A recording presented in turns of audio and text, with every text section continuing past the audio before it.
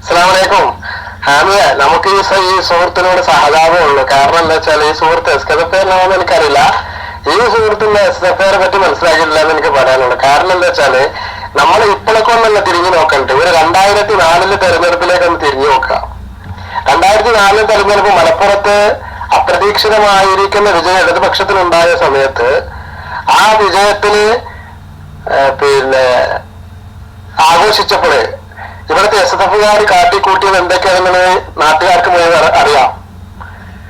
അപ്പോ അതായി എന്ന് പറഞ്ഞ സ്ഥലത്ത് ഒരു പോത്തിന് പച്ച പൈന്റ് അടിച്ചിട്ട്, ആ പച്ച പൈന്റ് അടിച്ചിട്ട് ആ പോത്തിനെ അറുക്കുകയും അറുത്തിട്ട് അതിന്റെ ഇറച്ചി ഇത് ശിഹാബ് തങ്ങളുടെ കണ്ണൂക്കിന്റെ ഇറച്ചിയാണെന്ന് പറയുന്നത് ആ പരിസര പ്രദേശങ്ങളിൽ വിതരണം ചെയ്ത ആളുകളാണ് എസ്എഫിന്റെ പ്രവർത്തകർ. അവിടെ LDF അല്ലേ ചെയ്തത്,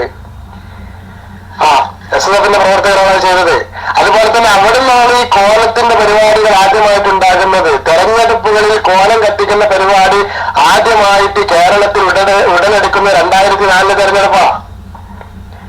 അതുപോലെ തന്നെ പിന്നീട് വന്ന നിയമസഭാ തെരഞ്ഞെടുപ്പ് 2006 നിയമസഭാ തെരഞ്ഞെടുപ്പിൽ കുഞ്ഞാലിക്കുട്ടി സാഹിബ് കുറ്റിപ്പുറത്ത് തോറ്റപ്പോ, കുറ്റിപ്പുറത്താണ് പാണക്കാട് സയ്യിദ് മുഹമ്മദ് അലി ശിഹാബ് തങ്ങളുടെ, കുറ്റിപ്പുറം മണ്ഡലത്തിലാണ് പാണക്കാട് സയ്യിദ് മുഹമ്മദ് അലി ശിഹാബ് തങ്ങളുടെ കോലവുമായിട്ട് SSFകാർ ആദ്യമായി പ്രകടനം നടത്തിയത്.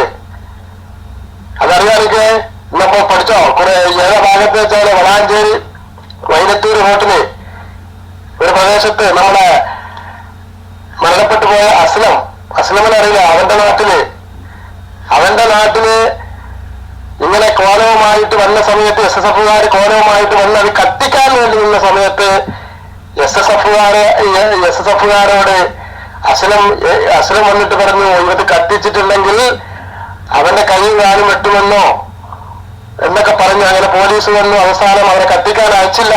ഇത് ആദ്യം ഉണ്ടായത് അവിടെ നിന്നാണ്. അത് മനസ്സിലാക്കണം. അത് അവിടുത്തെ ആളുകളോട് ചോദിച്ചു നോക്ക്.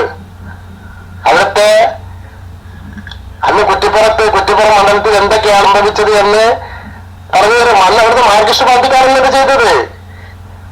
അപ്പൊ ഇതൊക്കെ ആദ്യമായിട്ട് കേരളത്തിൽ തുടങ്ങി വെച്ചത് SSFന്റെ പ്രവർത്തകരാണ്.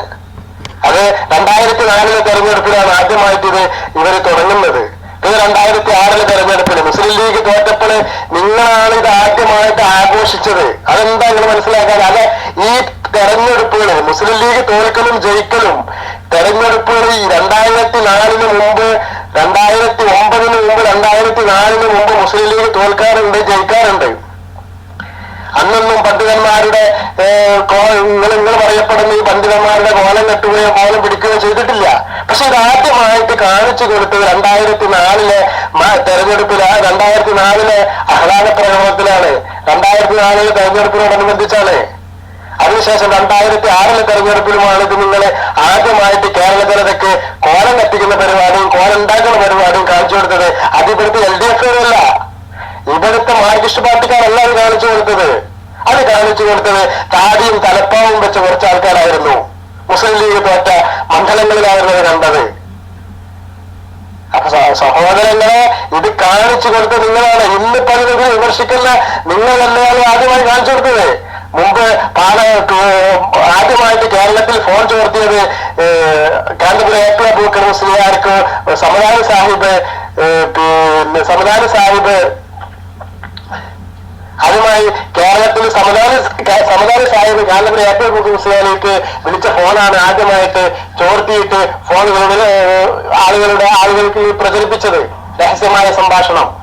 അതിനുശേഷം ഇന്ന് ഫോൺ ചോർത്തുന്നതിനെ കുറിച്ച് പാടില്ല എന്ന് പ്രസംഗിച്ച് നടക്കുന്നതും APക്കാരാണ്. അവരിലേക്ക് തന്നെ തിരിച്ചുവിട്ടു. എന്ന പോലെ തന്നെ ആദ്യമായിട്ട് കേരളത്തില് ഇത് കത്തിച്ചത് നിങ്ങളാണ്. ഇത് കത്തിച്ചതും കോലുണ്ടാക്കിയതും പഠിപ്പിച്ചെടുത്തത് നിങ്ങളാ. ആദ്യം മനസ്സിലാക്കുക. ആദ്യം അത്തരം സംഭവങ്ങളെ ഞാൻ തിരിഞ്ഞു നോക്കിയിട്ട് ഒന്ന് പഠിച്ചു നോക്കി ചരിത്രം. മനസ്സിലാവും. അന്നൊന്നും ഈ സ്മാർട്ട് ഫോൺ ഇല്ലാതെ നിങ്ങൾ കഴിച്ചില്ലായി, അല്ലെങ്കിൽ അതൊക്കെ വീഡിയോ ആയിട്ട് വരുമായിരുന്നു. അത് മനസ്സിലാക്കിക്കോ. ആദ്യം ചരിത്രം പഠിക്ക്.